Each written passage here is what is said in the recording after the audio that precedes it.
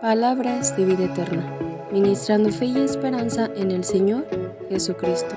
Comentarios, reflexiones y exhortaciones referentes al libro de Amós por el hermano Luis García en la iglesia en Guadalajara, Jalisco. Hola hermanas, el Señor les bendiga grandemente. Quiero compartirles acerca del profeta Amós, en el capítulo 1, hermanas, versículo 3. Dice la Biblia: así ha dicho Jehová, por 3 pecados de Damasco, y por el cuarto, no desviaré su castigo, porque atrillaron a Galaad con trillos de hierro.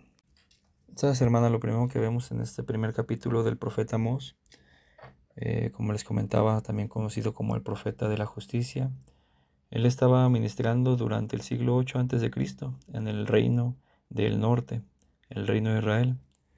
Y durante ese tiempo también se le llamó, o también era conocido como la época de oro, porque había mucha prosperidad, había mucha riqueza, había mucha abundancia, pero a la vez también la gente con más riqueza estaba practicando la injusticia.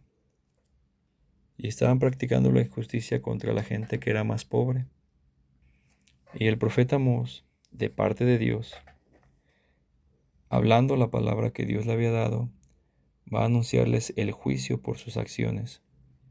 Y como vemos, pues Dios es soberano, Dios lo ve todo, Dios sabe todas las cosas. Entonces, lo que vimos ahí primeramente en el capítulo 1, versículo 3,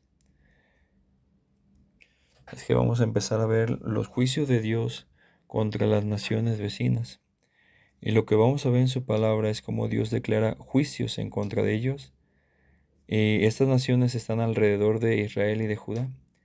Lo primero que vemos es básicamente declarar la imparcialidad de Dios, que Él no tiene favoritos. Él es justo y Él aborrece la injusticia. Y cada pronunciación de juicio vamos a ver el elemento en común que vemos en todo el capítulo. Desde el capítulo 1, versículo 3, hasta el capítulo 2, versículo 3. Cada pronunciación del Señor dice así: por 3 pecados de la nación, y por el cuarto no revocaré su castigo. Sabes, es como una fórmula poética de anunciarlo, y es decir que esa nación ha llegado a su colmo. Es como decir que el número 3 es como lo más alto, lo máximo, y que el cuarto, o sea, que el 3 ya está lleno y que el cuarto ya es una sobreabundancia, ya está pasando la copa, ya está rebasando el límite. Y lo que Amós está diciendo, el profeta Amós está diciendo, es que no por una sola injusticia. O sea, lo que Dios le mandó a decir al profeta Amós es que no fue por una sola injusticia que la nación había cometido, sino que la nación ya tiene una sobreabundancia de pecado que causó que Dios castigara a esa nación por ya la acumulación de pecados. Entonces Dios es justo, hermanas. Dios aborrece la maldad. Y muchas personas pues no quieren escuchar esto de juicio, ¿verdad? De parte de Dios. Solo quieren escuchar mensajes acerca del amor de Dios, pero no de su justicia. Quieren escuchar acerca de abundancia, pero no de la justicia de Dios. Quieren escuchar acerca de prosperidad.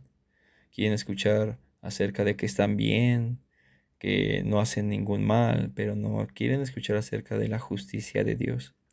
Entonces ahorita en el primer capítulo no vemos ahorita juicio en contra de Israel o de Judá. Eso lo veremos más adelante.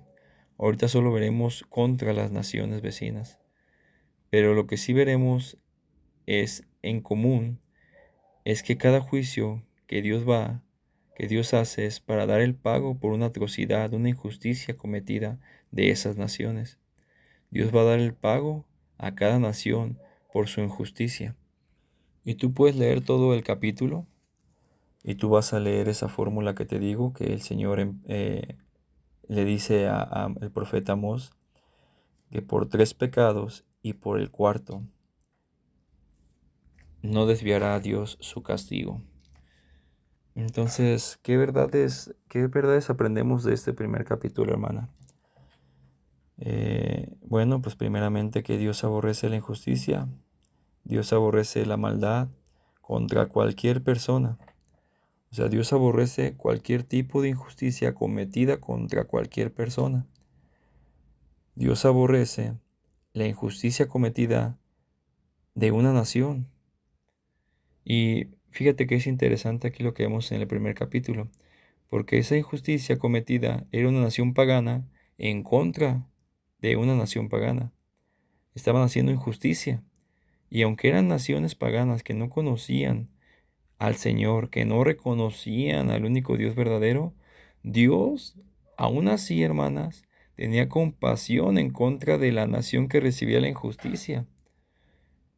Aunque era una nación pagana y aunque ellos tenían sus ídolos, tenían sus dioses, aún así creó a los habitantes de esta nación. O sea, el Señor es el creador de todas las cosas y Él creó a los habitantes de esas naciones. Y aunque eran paganos, a Él le dolía ver que los habitantes cometieran ese tipo de injusticias en contra de otros, o que eran ellos recipientes de atrocidades de otras naciones, porque cometían de verdad atrocidades muy fuertes. Y lo que podemos ver y entender es que aunque esa persona no ame a Dios, aunque esas personas no le sirvan a Dios, no reconozcan al Dios verdadero, no reconozcan al único Dios, no quiere decir que Dios no le duele ver, que al Señor no le duele ver injusticias que se cometen en contra de otros. Al Señor le duelen las injusticias, el Señor aborrece las injusticias cometidas en contras de una persona. Dios es soberano, Él todo lo observa. Y claro que no le gusta que a sus hijos reciban injusticias. Pero no solo a sus hijos, sino que a Dios no le agrada que nadie reciba ningún tipo de injusticia. Y otra de las cosas que podemos ver es que Dios tiene toda la autoridad para castigar aún a aquellos que no lo reconocen como su Dios.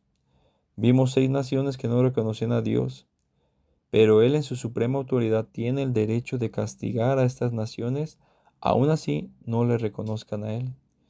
Y vemos cómo es como una moneda de dos caras, ¿no? Dios ama, pero también Dios aborrece la injusticia cometida contra cualquier persona.